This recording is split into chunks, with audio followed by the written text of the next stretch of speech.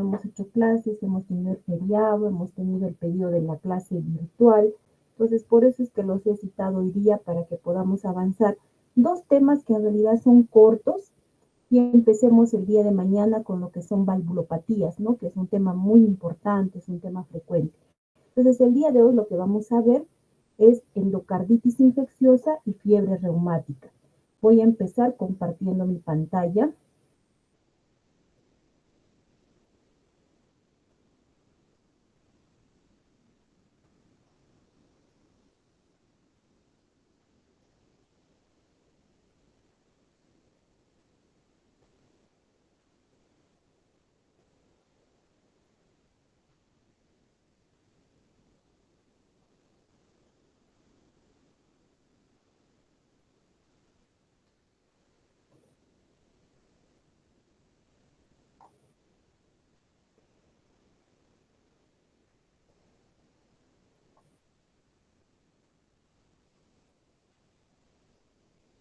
Stephanie, ¿están viendo mi pantalla?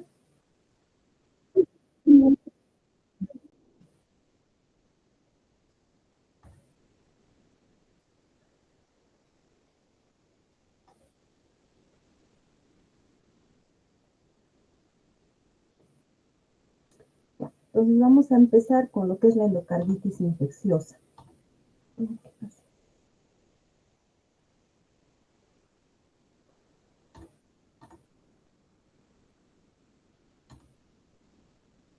Bueno, la endocarditis, ya, perfecto.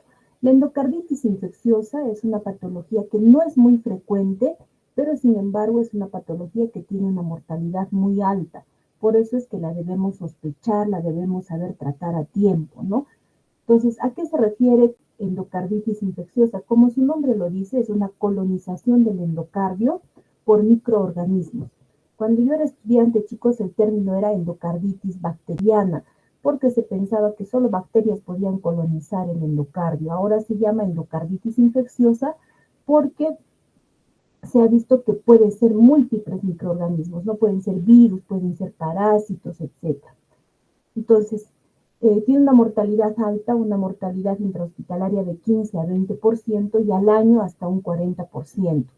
Hay una lesión típica en la endocarditis infecciosa que es una vegetación, que van a ver en la próxima diapositiva cómo es la forma de la vegetación, que forma una masa de plaquetas, de fibrina, que está cubriendo microcolonias de microorganismos, ¿no? Y células inflamatorias. Esta lesión afecta a válvulas, tanto a válvulas nativas, es decir, válvulas propias del paciente, como también a las válvulas protésicas. Se puede presentar también, por ejemplo, en pacientes que tienen cardiopatías congénitas tipo comunicación interventricular o en patologías como la persistencia del conducto arterioso, que son patologías congénitas donde hay alto flujo o alta turbulencia, ¿no? Nos puede producir esta patología. Entonces, miren, estas son las lesiones.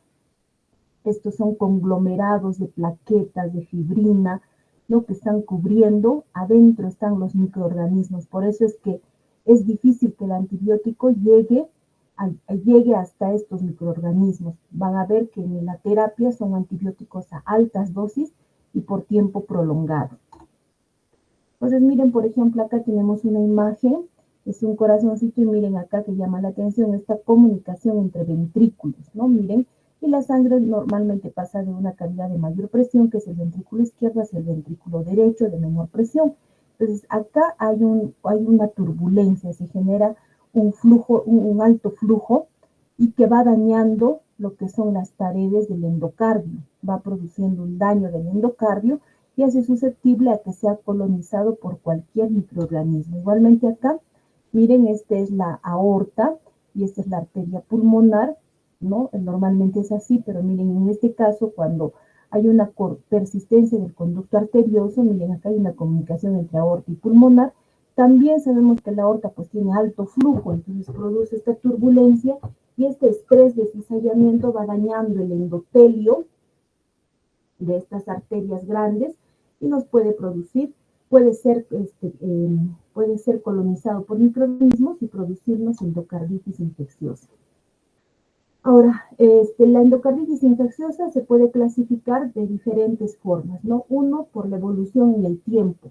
Puede ser aguda o puede ser subaguda, ¿no? Aguda, por ejemplo, evoluciona rápidamente, tiene fiebre muy alta, hay destrucción de las estructuras cardíacas, también producen embolización. Y la subaguda, pues evoluciona de forma casi indolente, no produce embolizaciones, ¿no? Y si es que se produciera, pues puede morir rápidamente el paciente, por ejemplo, por un embolismo. También se puede clasificar por el sitio de la infección. Puede ser, como ya les he mencionado, una endocarditis de una válvula propia del paciente, o sea, una válvula nativa, puede ser una endocarditis de una válvula protésica. También por la causa de infección, ¿no? Si es, por ejemplo, bacterias, si es virus, si es protozoarios, etc. Ahora, también se puede clasificar, por ejemplo, según el modo de infección, ¿no? Si, por ejemplo, el paciente adquiere la infección dentro de un hospital, es una endocarditis nosocomial o puede ser una endocarditis extranosocomial. Entonces, miren, acá tenemos la clasificación según la ubicación de la infección. Miren, de válvula nativa, de válvula protésica. De válvula protésica, chicos, puede ser a su vez precoz o puede ser tardía. ¿Cuándo es precoz? Cuando el cambio de la válvula ha sido en menos de un año de la cirugía, y tardía, pues cuando la cirugía ya ha sido mayor de un año, ¿no? Puede haber también endocarditis de válvulas derechas o puede estar relacionada con dispositivos tipo marcapasos, desfibrilador. Según el modo de adquisición nosocomial, esto es cuando el paciente está hospitalizado más de 48 horas antes que aparezcan los síntomas de endocarditis infecciosa, o puede ser no nosocomial, ¿no? Cuando aparecen antes de las 48 horas de haber estado hospitalizado el paciente. Si no es nosocomial, puede ser que haya estado, por ejemplo, asistido en la casa con una terapia intravenosa, o que el paciente esté en hemodiálisis o esté recibiendo quimioterapia intravenosa menos de 30 días antes de la aparición de la endocarditis infecciosa, y si está hospitalizado en un servicio de cuidados agudos, ¿no? Menos de 90 días antes de la aparición de la endocarditis infecciosa. Puede ser también una endocarditis adquirida en la comunidad, ¿no? Por ejemplo, que los síntomas pues comienzan 48 horas después del ingreso de un paciente y no cumplen los criterios de infección de una infección nosocomial. Puede haber una endocarditis asociada al uso de drogas, ¿no? Por ejemplo, los pacientes que son adictos a la heroína, ¿no? La heroína es una droga intravenosa, entonces estos pacientes muchas veces usan jeringas, comparten jeringas. Entonces, esta es una endocarditis asociada al uso de drogas. La endocarditis infecciosa, cuando decimos que está activa, cuando el paciente presenta fiebre persistente, cuando los hemocultivos siguen saliendo positivos, cuando hay una morfología inflamatoria activa que se ha descubierto en la cirugía, o cuando el paciente se encuentra todavía en terapia antibiótica. En todos esos casos se usa el término de endocarditis infecciosa activa. Ahora, también es importante saber qué es la recurrencia. Cuando hablamos de recurrencia, hablamos de recaída y hablamos de reinfección. ¿Cuándo decimos que es una recaída? Cuando la infección, ¿no?, de la endocarditis infecciosa ha sido causada por el mismo microorganismo en menos de 6 meses después del episodio inicial. Y cuando decimos reinfección, cuando hay una infección con un microorganismo diferente, o cuando la infección es causada por el mismo microorganismo de la primera infección, pero después de los 6 meses de la infección inicial. Entonces es importante que recuerden cuando decimos recaída y cuando decimos reinfección. En países desarrollados se presenta de 4 a 7 por cada 100.000 habitantes. Hay factores predisponentes, como ya hemos visto, las cardiopatías congénitas. Otros factores predisponentes son las valvulopatías, ¿no? Por ejemplo, las insuficiencias o estenosis de la válvula mitral, la válvula aórtica, tricuspidia.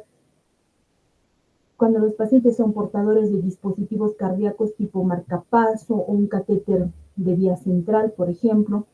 La incidencia aumenta con la edad, ¿no?, de un 25 a 35%, De 16 a 30% se van a presentar en casos de pacientes que tienen válvulas protésicas de 6 a 12 meses después del reemplazo de la válvula.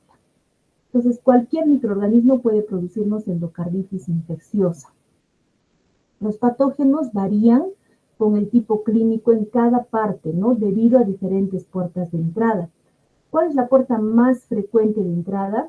Es la cavidad oral. Por eso es importante que si el paciente tiene una patología como una comunicación interventricular o una insuficiencia de una válvula, tenga cuidado con la cavidad oral, ¿no? No debe haber una higiene adecuada, no debe haber caries, no debe haber abscesos, porque la principal puerta de entrada es la cavidad oral.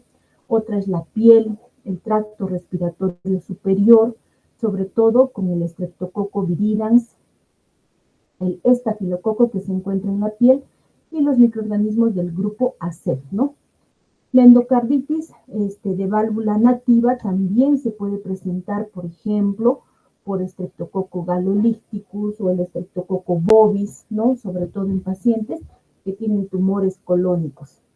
El enterococo es una bacteria, ¿no? Que se va a presentar, que va a ingresar a la endocarditis, va a producirnos por la puerta de entrada genitourinaria. Entonces, como ven, puede tener múltiples entradas, ¿no? La endocarditis de válvula protésica, dentro de los 2 meses post cirugía, significa que ha sido contaminado en el momento intraoperatorio. ¿Y cuáles son los gérmenes más frecuentes? Está el Staphylococcus aureus. ¿Por qué el estafilococo se encuentra en la piel? Bacilos gram negativos, difteroides, en algunos casos hongos. La etiología después de 1 año de la cirugía ya es similar a las otras patologías, ¿no? Pueden ser también Corynebacterium, los que nos producen entre 2 y 12 meses.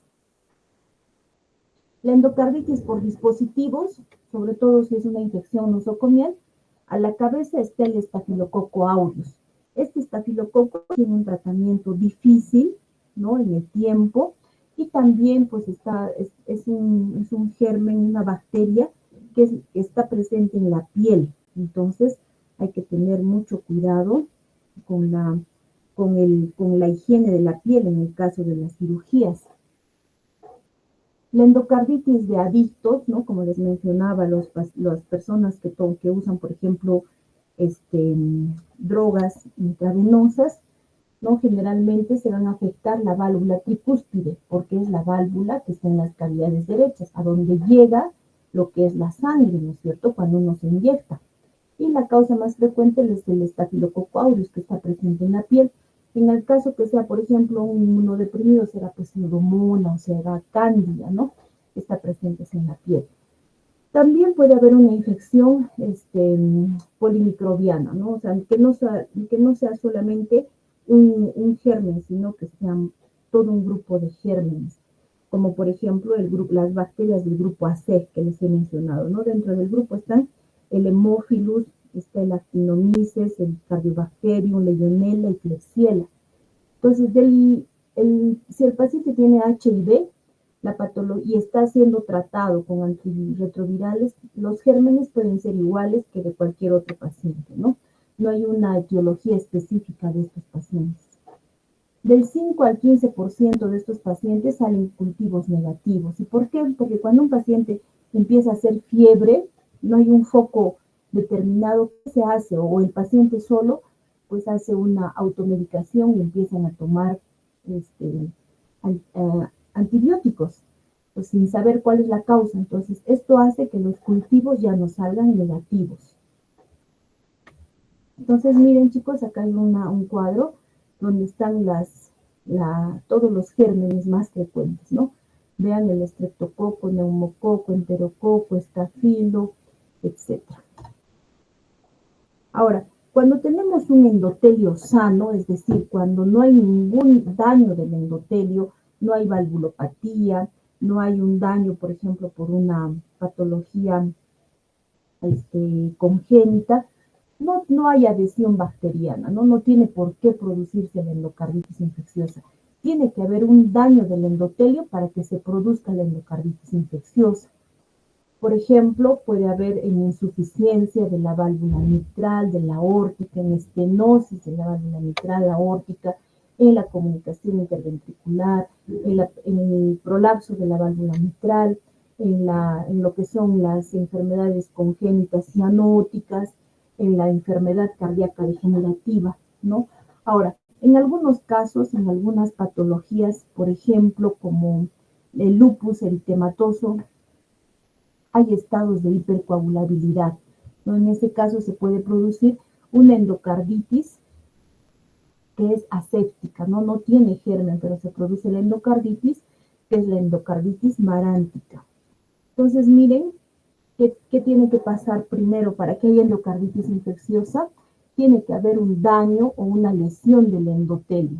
Una vez que hay lesión del endotelio, se va a producir agregación plaquetaria, fibrina, ¿no? Y de algún foco de entrada, como ya hemos visto, de la cavidad oral, respiratoria, digestiva, geniturinaria o de la piel, ingresa un germen, ¿no?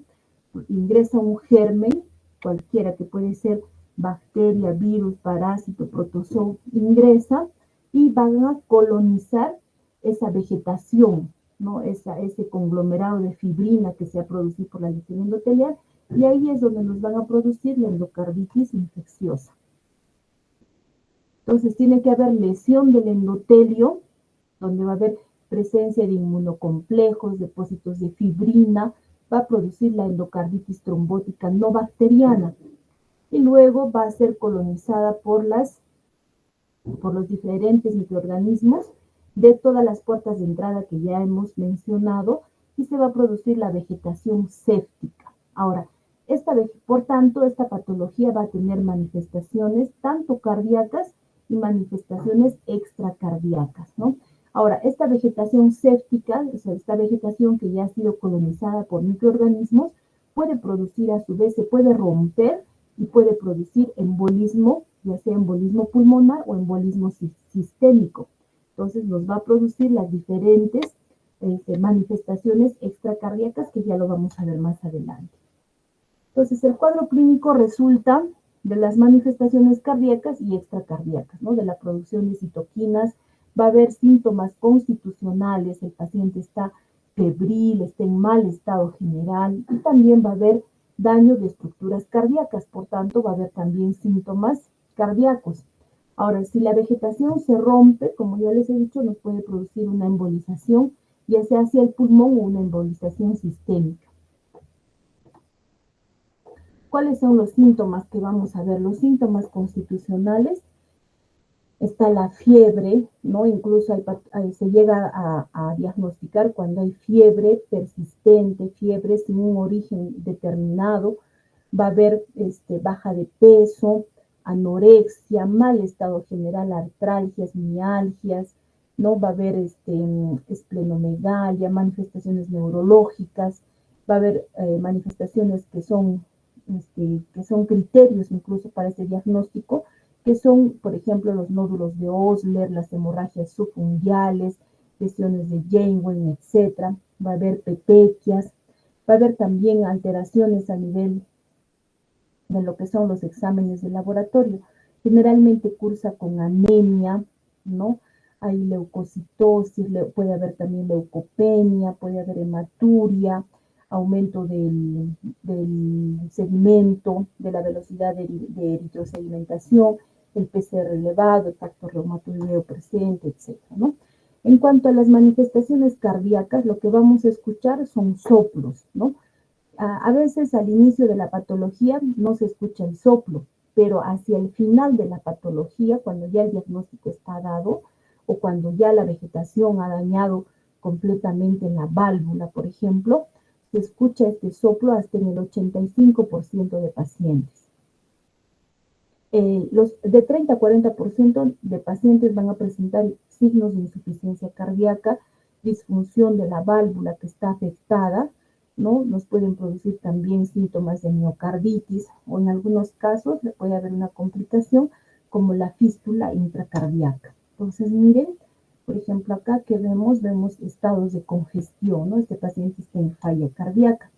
Ahora, fíjense, esto es una imagen de ecocardiografía transtorácica. Vemos la aorta y miren al lado de la aorta, hay esta imagen, ¿no? Que es un absceso. Entonces, igualmente acá, bueno, ¿qué podemos encontrar? Miren, ay, chicos.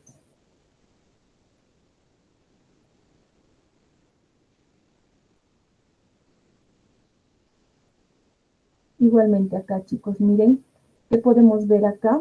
Es una imagen de una comunicación interventricular, ¿no? Entonces, que también hay daño del endotelio. Acá, miren, chicos, ¿qué ha pasado? Ha habido una ruptura incluso de la pared, ¿no? Puede haber una fístula, una ruptura de la pared.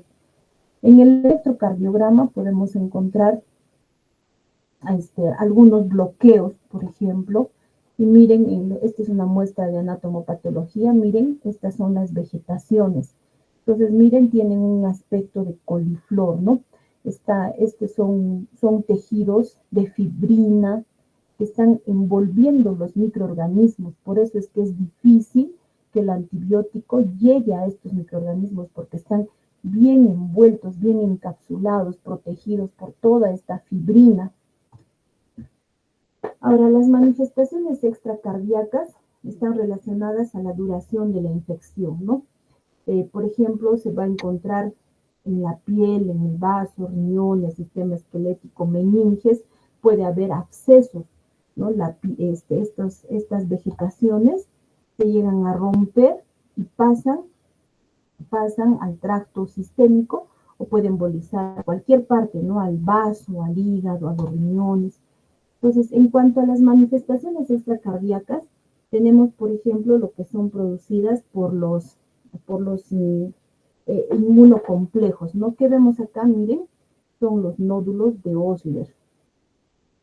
Miren, estos nódulos se van a presentar en los dedos meñique de ambas manos, ¿no? Son nódulos dolorosos, son nódulos que están enrojecidos, ¿no? Se presentan en el panadizo de Osler, generalmente en las yemas, como vemos acá, de los meñiques.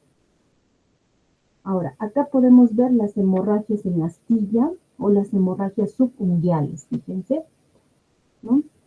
También tenemos lo que son las manchas de Janeway, que son manchas hemorrágicas en la palma de la mano o en la planta de los pies. Esto se va a presentar por fenómenos inmunológicos. Fíjense acá. Ahora también tenemos en el fondo de ojo lo que son las manchas de Rod o hemorragias en flama, como vemos acá, miren, hemorragias en flama, ¿no? Puede haber también abscesos, infartos sépticos, aneurismas micóticos, puede haber, miren acá, este es un absceso cerebral, por ejemplo, ¿no? La causa puede ser una endocarditis. Igual acá, miren, tenemos microinfartos, ¿no? O microabscesos de esta embolización. En pacientes que son adictos a drogas parenterales, el paciente puede tener fiebre, muchas veces no se escucha el soplo, ¿no? Tienen tos, tienen un dolor pleurítico, pueden hacer pioneumotórax en este caso. Entonces, para hacer un diagnóstico vamos a tener los criterios mayores y menores, que son los criterios de Diu, ¿no? En cuanto a los criterios mayores, tenemos dos, que uno es uno son los hemocultivos positivos, ¿no? Que tengamos hemocultivo positivo, por ejemplo, se puede aislar el Streptococcus viridans, el bovis, el del grupo AC, y hemos visto que es el Haemophilus, Actinobacillus, Cardiobacterium, Eikinella, Quinguela, puede haber Staphylococcus aureus, ¿no? O puede haber también cultivos, por ejemplo, dos cultivos positivos que estén separados en 12 horas, ¿no? O puede haber cultivos positivos para cualquier germen que estamos viendo. El otro criterio mayor es, por ejemplo, la ecocardiografía, o sea, que se observe la vegetación en un examen de ecocardiografía. Y los criterios menores, pues uno, que haya predisposición, o sea, un daño a nivel del endotelio, o que sea usuario de drogas, por ejemplo, la fiebre, ¿no? Más de 38 grados, que haya, por ejemplo, infartos sépticos, o que se vean neurismas micóticos, o que haya hemorragias intracraneales, las lesiones de Janeway, lo que es también puede haber glomerulonefritis, nódulos de Osler, manchas de Roth, el factor reumatoideo. Todos esos son criterios menores. Entonces, ¿cómo hacemos el diagnóstico? Para hacer el diagnóstico tiene que haber dos criterios mayores, es decir, hemocultivo y la vegetación que sea observada por ecocardiografía, o se puede hacer también el diagnóstico con un criterio mayor más 3 criterios menores. O también se puede hacer el diagnóstico con 5 criterios menores, ¿no? Ahora, ese es el diagnóstico. ¿Cuándo es posible una endocarditis infecciosa? Cuando solo hay un criterio mayor o un criterio menor, o solamente hay 3 criterios menores, ¿no? Ese es una posible, pero ya el diagnóstico hecho es como vemos acá, ¿no? 2 mayores o un mayor y 3 menores o 5 menores. Entonces, fíjense, esta es una imagen ecocardiográfica transesofágica. Este es el ventrículo izquierdo, esta es la aurícula izquierda, esta es la válvula mitral, fíjense, y acá está la imagen, miren, como una lengüeta, ¿no? Esta es la imagen de la vegetación. Que si ponemos Doppler, obviamente esa imagen hace que la válvula sea insuficiente, por eso es que el soplo de la endocarditis es un soplo de insuficiencia. Entonces, fíjense, miren esta imagen, ¿no? Esta es una imagen clara de una vegetación. Entonces, si sospechamos de una endocarditis infecciosa, ¿qué se tiene que hacer? Se tiene que hacer una ecocardiografía, ¿no? En la ecocardiografía podemos ver si hay una vegetación, ya tenemos pues el diagnóstico, no un criterio mayor. Si es negativa, o sea, si no vemos en una ecocardiografía transtorácica y sospechamos de esta patología, se puede hacer, si la sospecha es alta, se puede hacer una ecocardiografía transesofágica, ¿no? Porque el transductor que está en el esófago, pues tiene tiene más exactitud, ¿no? Está más cerca del endocardio, y podemos ver lesiones o vegetaciones mucho más pequeñas. Ahora, si en la ecocardiografía transesofágica es negativa, pero la sospecha de endocarditis sigue latente, sigue manteniéndose, se tiene que repetir esta endocarditis transesofágica a los 7 a 10 días. Entonces, miren, esta es una imagen de una válvula protésica que ha sido dañada por la endocarditis, ¿no?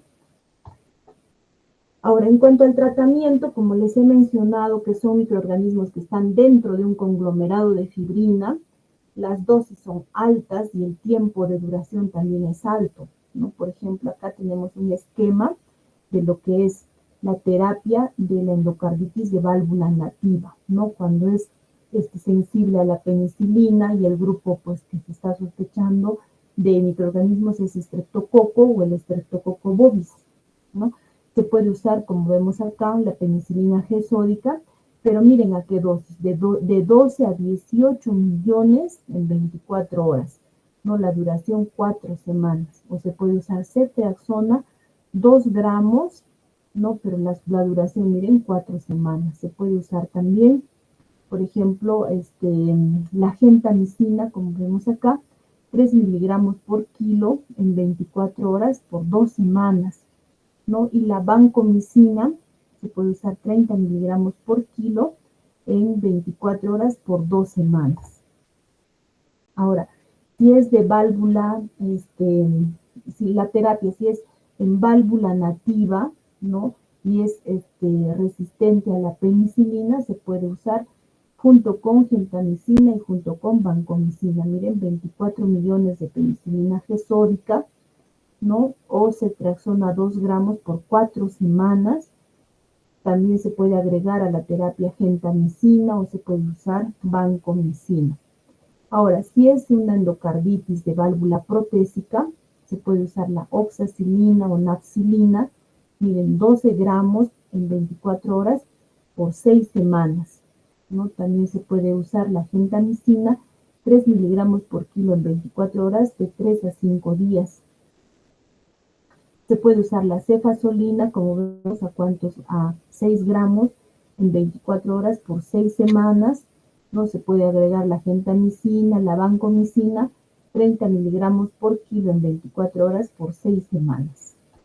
Entonces, como ven, las dosis de los antibióticos son muy altas y también el tiempo es muy prolongado, ¿no? Ahora, si la causa es estafilococo, en caso de válvula protésica, se puede usar, miren, la napsilina u oxacilina, 12 gramos hasta 6 semanas, y a eso se puede agregar la rifampicina, 900 miligramos en 24 horas, 6 semanas, o la gentamicina, 3 miligramos por kilo, 2 semanas más, ¿no?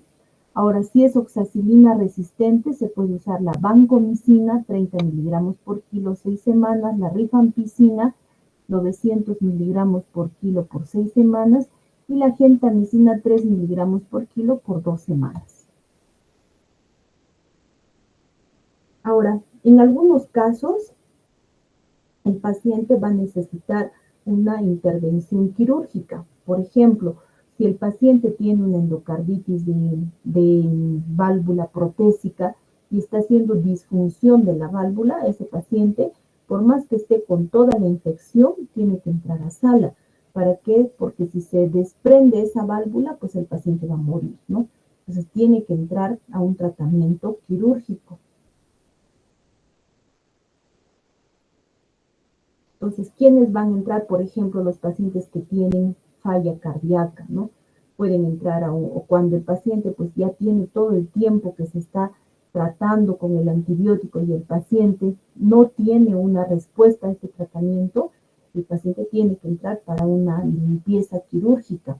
O cuando la vegetación es muy grande, también el paciente tiene que entrar a tratamiento quirúrgico, porque ya sabemos que la vegetación, que es grande, ¿no? Más de 10 milímetros que va a pasar, se puede romper y puede embolizar. Entonces ahí el paciente, por más que esté en plena infección, tiene que entrar a sala para esta limpieza. Ahora, si por ejemplo las causas son fúngicas, ¿no? Son difíciles de tratar esta patología cuando la etiología son hongos. Entonces el paciente también tiene que entrar a este tratamiento quirúrgico. ¿Cuáles son indicadores de mal pronóstico? Cuando la edad es muy avanzada o cuando la endocarditis es sobre válvula protésica, porque se puede romper, se puede desprender la válvula. Si el paciente tiene otras comorbilidades como la diabetes, enfermedad cardiovascular, renal o pulmonar previa también es un indicador de mal pronóstico. Cuando el paciente hace falla cardíaca, hace falla renal, hace un ictus, o sea, un ACV por estas embolizaciones, o está en shock séptico, o tiene complicaciones perianulares, es indicadores de mal pronóstico, ¿no? Ahora, ¿qué microorganismos también nos van a indicar que tiene un mal pronóstico? Si es el estafilococo aureus, o si son hongos, ¿no? O si son bacilos gram negativos.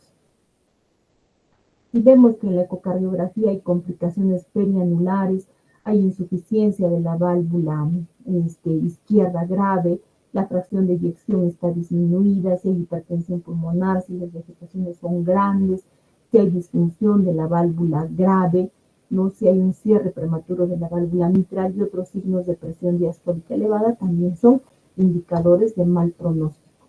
Entonces, en todo paciente que ya tiene un daño del endocardio, del endotelio, ¿qué tenemos que hacer? Una buena profilaxis oral, ¿no? Porque ya hemos visto que el foco de entrada lo más frecuente es la boca. Entonces, tiene que haber una higiene, no tiene que haber abscesos, por ejemplo. Ahora, como que si ese paciente va a ser sometido, si es un paciente que ya sabemos que tiene una insuficiencia de la válvula, o tiene una cardiopatía congénita tipo comunicación interventricular, tipo persistencia del conducto arterioso, y va a ser sometido a un procedimiento en la cavidad oral o en la cavidad respiratoria, ¿no? Tenemos que darle antibiótico profilaxis para que el paciente pues no haga esta endocarditis infecciosa. Por ejemplo, se puede usar amoxicilina, 2 gramos, 1 hora antes del procedimiento. ¿no? Se puede usar también ampicilina, 2 gramos, o puede ser intramuscular, por ejemplo. Si es alérgico a la penicilina, se puede usar claritromicina o acitromicina, 500 miligramos, 1 hora antes del procedimiento, o cefalexina, 2 gramos, o clindamicina, 600 miligramos, 1 hora antes, ¿no? Si tiene alergia a la penicilina, también se puede usar lo que es la cefazolina o ceftriaxona, o se puede usar la clindamicina, ¿no? 600 miligramos, que puede ser endovenoso o puede ser intramuscular, 1 hora antes del procedimiento. Entonces, como vemos acá, la profilaxis recomendada para procedimientos dentales es la amoxicilina o la ampicilina. En caso de que sea alérgico, se puede usar la clindamicina, ¿no? A estas dosis. Entonces, chicos, con esto hemos terminado lo que es el tema de endocarditis infecciosa y ahora vamos a ver otro tema que es la fiebre reumática.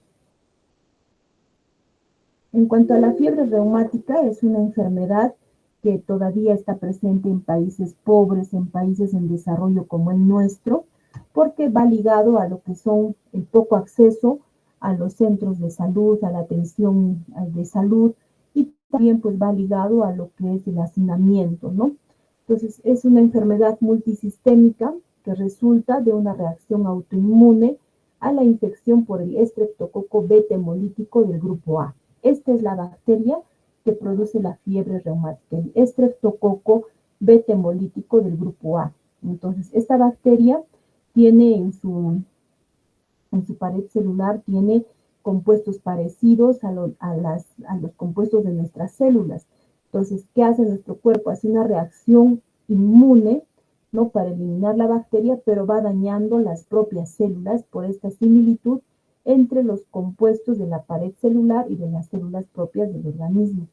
Entonces, casi todas las manifestaciones se resuelven, excepto las complicaciones cardíacas, ¿no? ¿Qué nos deja la fiebre reumática? La cardiopatía reumática, que lamentablemente es frecuente, que daña las válvulas, sobre todo la válvula mitral, luego la aórtica, ¿no? Y pues lamentablemente esta patología hace que pacientes a edad muy joven necesiten un reemplazo de la válvula por prótesis valvulares. La fiebre reumática y la cardiopatía reumática son enfermedades ligadas a la pobreza, al hacinamiento, a la falta de higiene y al poco acceso a la atención médica.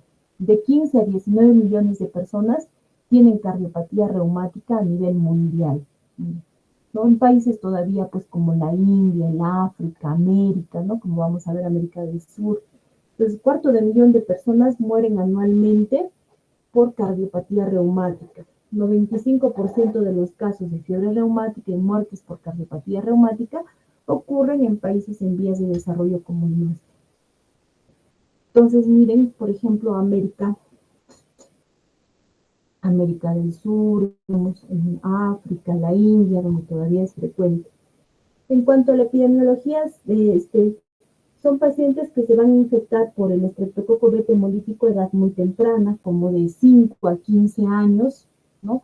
Hacen periodos recurrentes de reinfección por este estreptococo, ¿no? Que se va a dar en adolescentes, en adultos jóvenes, y ya cuando tienen 25 a 40 años, pues hacen la complicación de la cardiopatía reumática, ¿no? La fiebre reumática está presente igual en varones como en mujeres, pero la cardiopatía reumática, que es la complicación cardíaca de la fiebre reumática, es más frecuente en mujeres, ¿no? Con una relación de 2 a 1. Entonces, hemos dicho que esta es una enfermedad autoinmune, ¿no? Es una reacción autoinmune hacia el estreptococo beta del grupo hemolítico. Entonces, miren, acá tenemos, siempre que tengamos un paciente con faringitis, con signos de faringitis, ¿qué tenemos que hacer? Abrirle la boquita, ¿no? Generalmente se presenta, como ya hemos dicho, entre 5 y 15 años. Vamos a ver que tienen estas lesiones, miren, son como unos puntos rojos en satélite, ¿no? Y también pues tienen placas blanquecinas, como vemos acá, Entonces, esa es una lesión típica del estreptococo beta hemolítico del grupo A. Entonces, acá miren, vamos a tener que la cardiopatía reumática va dañando las válvulas, miren, sobre todo la más frecuente, la válvula mitral. Fíjense acá, por ejemplo, esta es una imagen de una ecocardiografía transtorácica. Miren las valvas de la válvula mitral, miren esta valva, ¿no? Está más engrosada y eso a la larga pues va cerrándose y nos va a producir la estenosis, la insuficiencia de la válvula mitral. En cuanto al electrocardiograma, tenemos el bloqueo auriculoventricular de primer grado. Entonces, miren acá, el intervalo PR, que es desde el inicio de la P hasta el QRS, mide más de 0.20, ¿no? Este es un bloqueo auriculoventricular de primer grado. En cuanto a la anatomía patológica, la lesión típica son los nódulos de Aschov, como vemos acá. Son nódulos que tienen abundante citoplasma, basófilo, granuloso, poseen núcleos circulares, como vemos acá, y con membranas coloreadas, ¿no? Hay un núcleo hipercrómico que le da el aspecto de ojo de pájaro. Ese es el nódulo de Aschov. En cuanto al cuadro clínico, hay un dicho que es frecuente, ¿no? En lo que es la fiebre reumática, y es muy cierto. La fiebre reumática lame las articulaciones y muerde las válvulas. ¿Qué quiere decir? Que las articulaciones son afectadas, pero no dejan secuela. Por eso lame las articulaciones, pero muerde las válvulas. En cambio, en la cardiopatía reumática, deja las secuelas, ¿no? Deja las secuelas, daña la válvula, nos produce insuficiencia, nos produce estenosis, y como les vuelvo a repetir, son pacientes que a corta edad, muy jóvenes, tienen que ser sometidos a cambio de válvula. Entonces, miren el cuadro clínico. Miren acá, por ejemplo, es una niña que tiene inflamadas las articulaciones grandes, ¿no? En este caso, las rodillas, por ejemplo. Ya lo vamos a ver más adelante. También tenemos el eritema marginado, que no se ve bien, pero es un eritema que tiene un fondo pálido y es fugaz, ¿no? Se presenta generalmente en la espalda, en el torso, pero es fugaz, ¿no? Podemos observarlo un momento y luego desaparecer, como acá, ¿no? El nódulo, el centro es pálido. Entonces vamos a tener también criterios mayores y criterios menores. En cuanto a los criterios mayores, tenemos la carditis. En cuanto a la carditis, chicos, la carditis, como su nombre lo dice, es una inflamación del corazón, ¿no? En la fiebre reumática vamos a tener una pancarditis. ¿Qué quiere decir? Que se inflaman todas las capas cardíacas, tanto el pericardio, el miocardio y el endocardio, ¿no? Hay una pancarditis. Hay pacientes que pueden presentarnos falla cardíaca por esta inflamación. También se presenta el corea, que ya lo vamos a ver las características, el eritema marginado que ya hemos visto, que es fugaz, ¿no? No está presente permanentemente. Puede haber también nódulos subcutáneos, ¿no? Vamos a tener lo que son las poliartritis. ¿A qué se refiere artritis? A inflamación de las articulaciones, ¿no? Se hinchan las articulaciones, se edematizan. ¿Y cuál es la característica?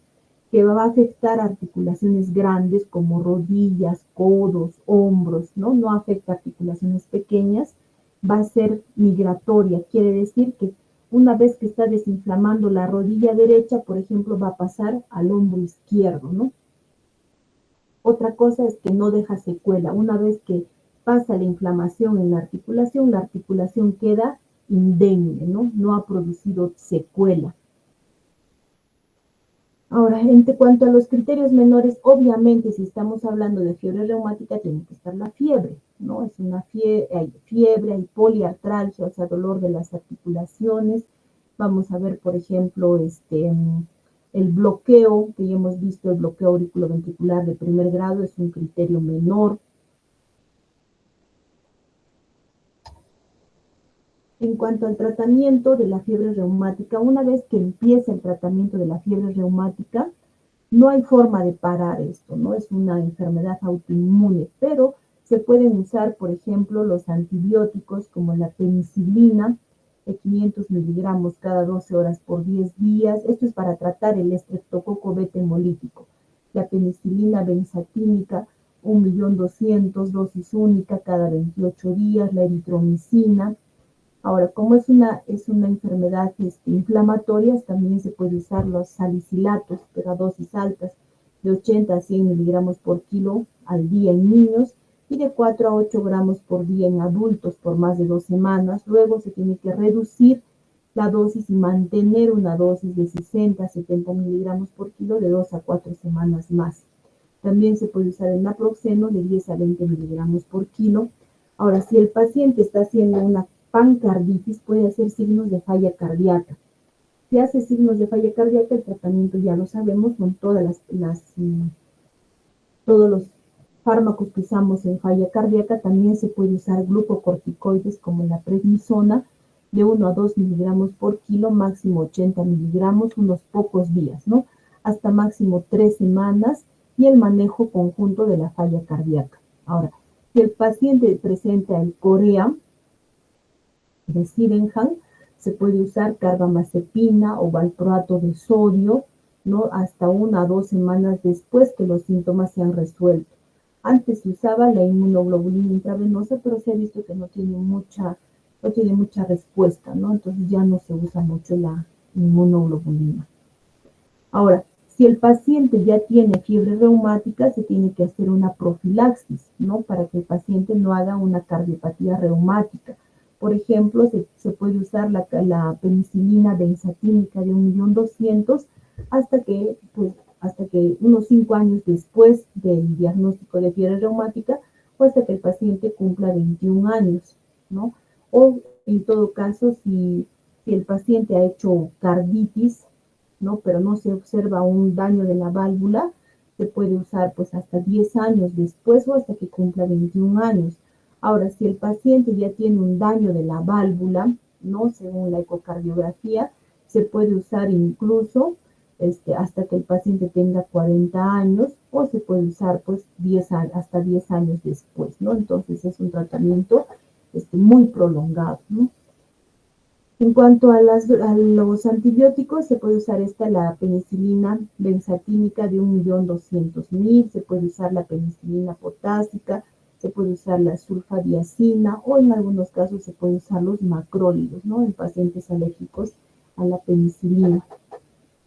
Entonces, como vemos, miren, si ha tenido fiebre reumática y signos de carditis, 10 años después o hasta que el paciente tenga 40 años, imagínense. Un paciente que se le hace el diagnóstico a los 15, 12 años hasta los 40 años. O que el paciente pues también no tenga daño de la válvula, igual 10 años hasta que tenga 21 años de edad.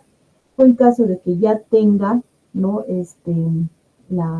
La fiebre reumática, en algunos casos incluso se puede dar pues de forma permanente, ¿no? En cuanto a las conclusiones, la fiebre reumática continúa siendo un problema de salud ligado a la falta de educación, al poco acceso a la atención de salud en países pobres o en países en vías de desarrollo. Depende de ustedes como médicos, que van a ser médicos internos rurales, van a ser médicos cirunistas, ¿no? Que puedan identificar qué pacientes tienen la infección por el estreptococo beta hemolítico de grupo A, ¿no? Ya que la edad en la que se va a presentar, como ya hemos visto, es en la edad pediátrica, de 5 a 15 años, y son los pacientes que más van a atender ustedes en las áreas rurales. Otro, que a pesar de los avances médicos, no existe un laboratorio típico, ¿no? O estándar para diagnosticar la enfermedad, por lo que la clínica es la única forma de lograr identificarla e iniciar su tratamiento, pero lo más importante sería la prevención, ¿no? Porque una vez que el paciente entra en esta infección policíclica, como ya hemos visto, va dañando lo que son las válvulas cardíacas. Entonces, chicos, hemos visto lo que es la fiebre reumática, la endocarditis infecciosa. Nos vemos mañana en las clases para tocar lo que son los temas de valvulopatías. ¿Alguna pregunta hasta acá, chicos?